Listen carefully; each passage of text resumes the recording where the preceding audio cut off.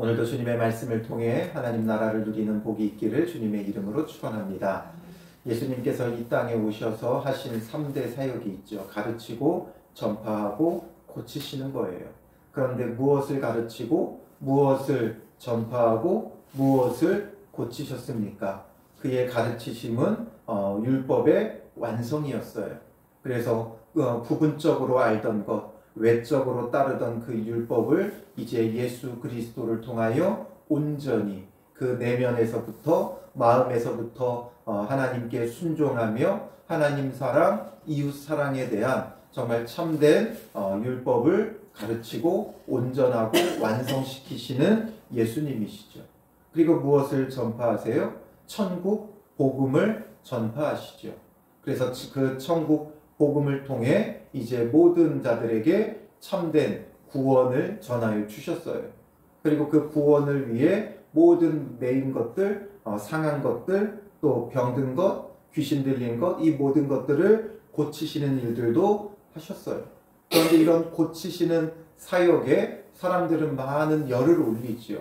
왜냐하면 초자연적인 아주 신비한 영역이기 때문에 사람들은 이런 부분에 열을 올리지만 이것은 결국에는 예수 그리스도의 참된 구원이 있음을 우리에게 보여주는 것이고, 예수님이 정말 우리를 모든 질고에서 모든 얽매임에서 자유케 하시는 만왕의 왕이시다라는 것을 보여주는 거예요. 정말 그의 권능으로서 그의 백성을 돌보시고 고치시고 구원하시는 참된 왕이 예수님이시다라는 거죠. 그리고 특히나 이 마태복음은 마태가 유대인들에게 썼다 그랬죠. 그래서 유대인들이 그토록 기다렸던 참된 왕으로 오시는 메시아를 그들이 기다렸기에 바로 너희가 그 기다렸던 메시아 그리스도가 곧 예수시다라는 것을 증명해서 보여주는 게 마태복음이라고 했죠. 그래서 이 마태복음에는 참된 왕으로 오신 예수님을 우리에게 보여줘요.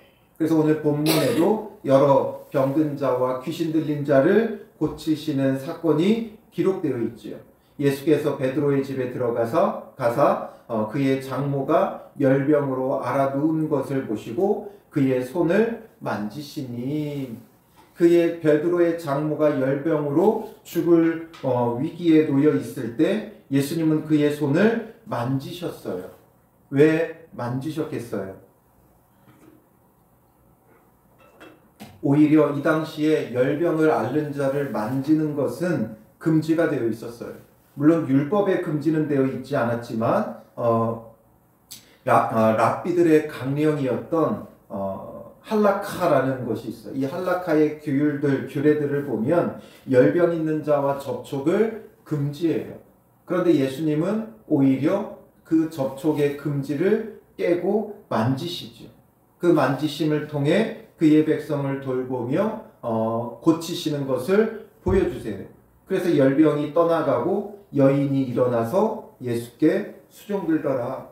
그래서 예수님이 만지시니까 열병이 떠나가죠. 접촉을 금지하는 데는 물론 부정하다는 종교적인 어떤 의미도 있을 수 있지만 그 내면에는 바로 이 병이 옮을 수 있기 때문에 그래요. 그러나 예수님은 이 병이 옮는 자가 아니라 이 병을 고치는 자시죠. 그래서 예수님께서 만져주시니까 병이 떠나가니까 여인이 일어나서 예수께 수종을 들어요. 그리고 저물매 사람들이 귀신 들린 자를 많이 데리고 예수께 오거늘 예수께서 말씀으로 귀신들을 쫓아내시고 병든 자들을 다 고치시니, 말씀으로 귀신들을 쫓아내고 병든 자를 다 고치세요. 때로는 말씀으로, 때로는 그가 만지심으로, 또 때로는 그의 불쌍히 여기심으로, 또 때로는 흙을 짓이겨 바르심으로, 여러 다양한 방법이 있지만 무엇을 해도 구원을 베풀 수 있는 참된 구원자, 만왕의 왕이신 예수 그리스도이심을 보여주시는 거죠. 오직 그 능력이 예수에게서 나가는 거예요. 참된 구원자세요. 그래서 이 모든 것들이 어떻게 된 것인가? 그냥 사람으로서는 할 수 없는 이런 일들을 행하시는 이유가 무엇인가? 17절에 보면 이는 선지자 이사야를 통하여 하신 말씀에 우리의 연약한 것을 친히 담당하시고 병을 짊어지셨도다 함을 이루려 하심이더라. 바로 이사야 53장 4절의 그 예언이 예수님을 통해 이루어졌다라는 거죠.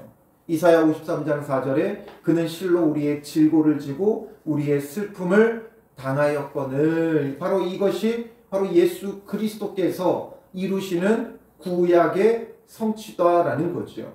이사야 53장 4절에서는 질고와 슬픔으로 표현했지만 이제 마태는 이 질고, 이 슬픔을 더욱 구체적으로 오늘 본문 17절에서 약한 것, 병으로 표현하고 있어요.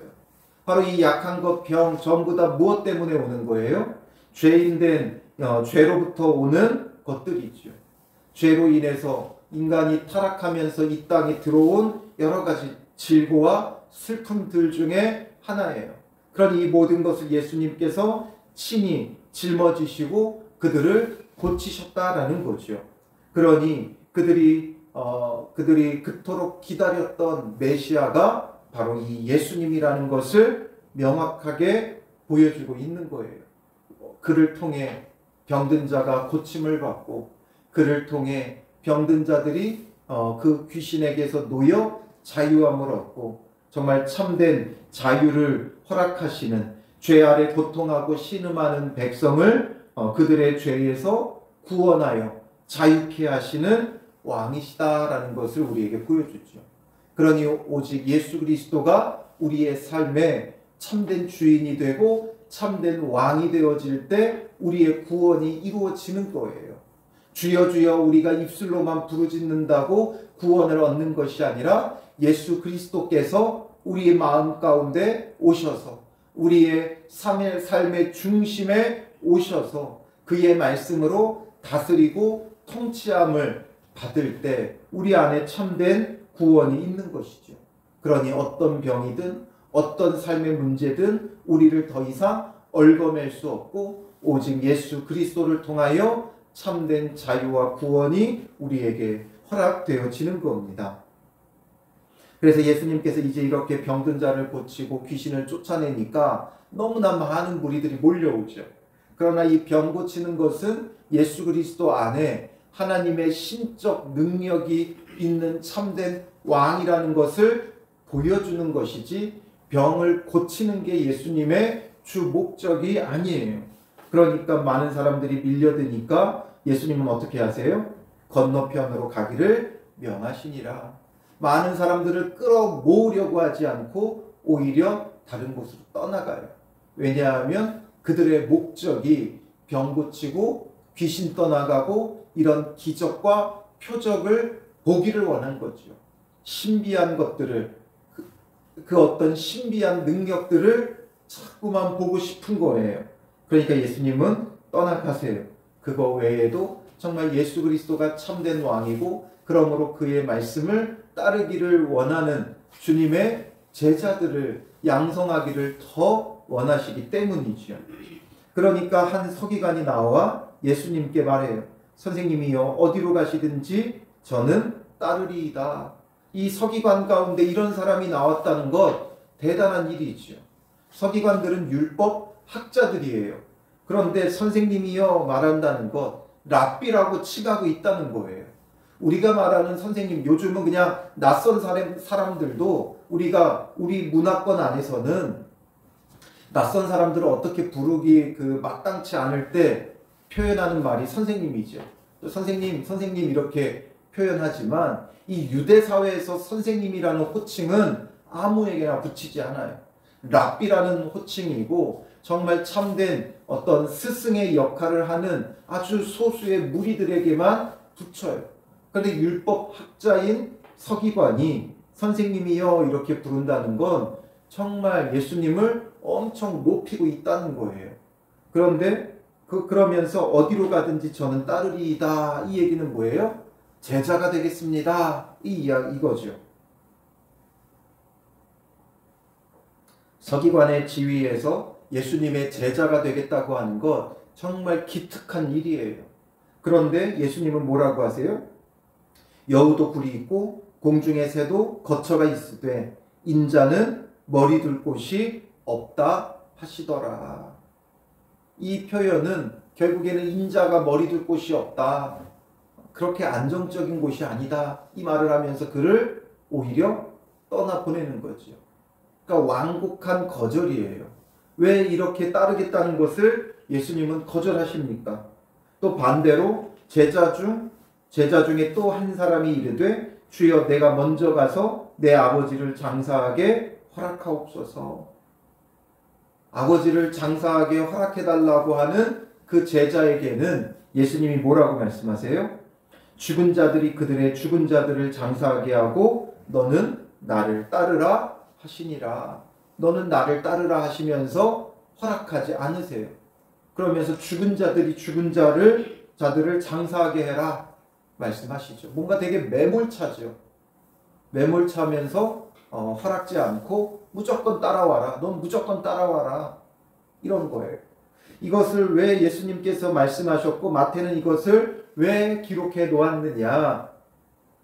서기관이 예수님을 따르겠다는 거 굉장히 기특해 보이지만 정말 놀라운 고백이지만 그러나 이가 왜 예수님을 따르기 원했느냐를 생각해 봐야 하는 거죠.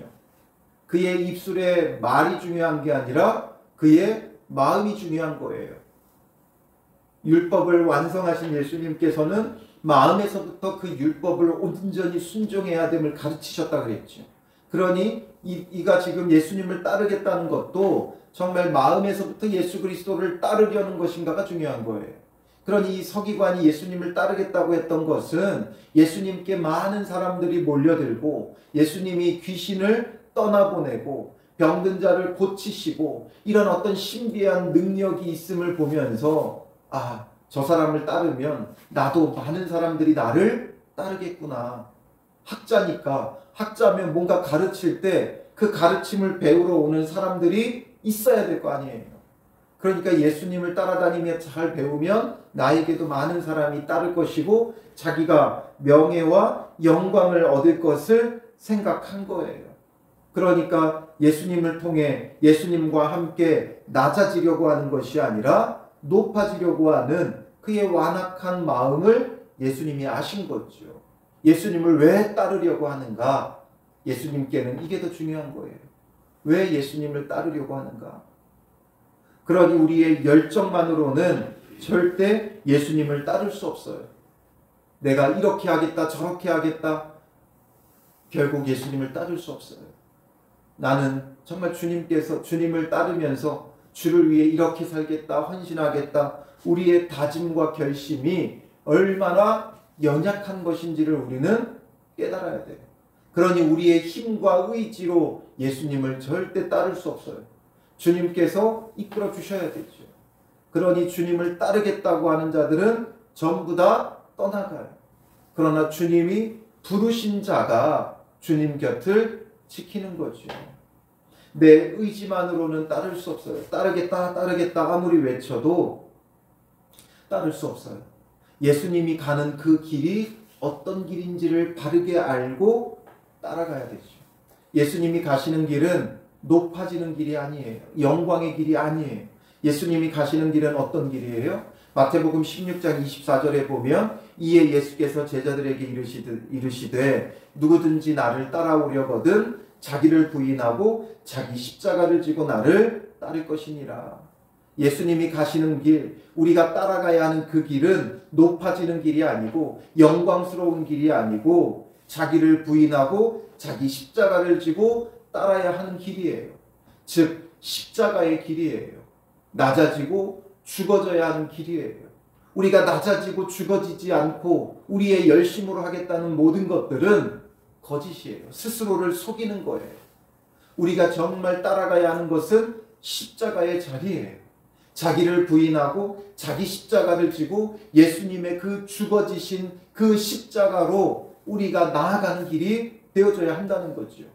그러나 사람들이 대부분 예수님을 따르겠다는 이유는 뭐예요? 내가 헌신하고 각오하고 결단하는 이유는 뭐예요?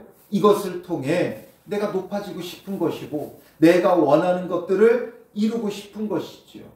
그러므로 참된 제자도라는 것, 참된 예수님의 제자, 예수님을 따른다는 것은 높아지려는 데 있지 않고 낮아지는 데 있어요.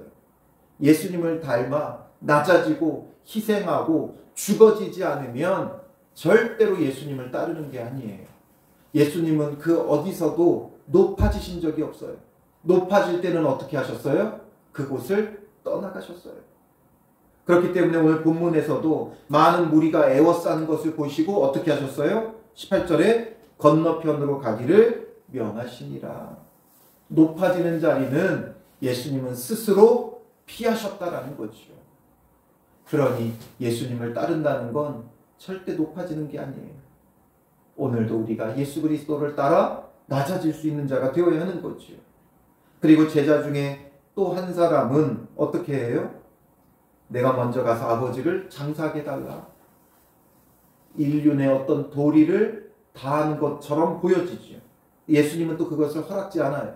그러니 예수님은 반인륜적인 모습처럼 비춰지죠. 그러나 여기서 아버지를 장사하게 허락해 달라는 것은 핑계예요. 이유예요. 주님을 따르지 않으려고 하는 이유고 핑계예요. 주저하는 거예요. 예수님처럼 낮아지는 것을 주저하는 거예요. 그러니 예수님은 그 주저함 없이 주님을 따르라는 거죠. 너는 나를 따르라. 뭐 좀 더 깊이 생각해 본다면 이때 마침 아버지가 돌아가셔서 아버지의 장례를 치르러 가기 위한 것을 예수님이 막으신 게 아니에요. 이 사람은 지금 예수님을 따르지 않을 이유와 핑계를 찾는 거죠. 이 이유라면, 이 핑계라면 예수님도 거절할 수 없는 이유가 되고 핑계가 될 만한 것을 내세우는 거죠. 그러나 예수님은 그런 것에 주저함 없이 예수님을 따르라고 말씀하고 있어요. 왜냐하면 그 사람은 누구기 때문에 그래요? 누구라고 표현하고 있어요?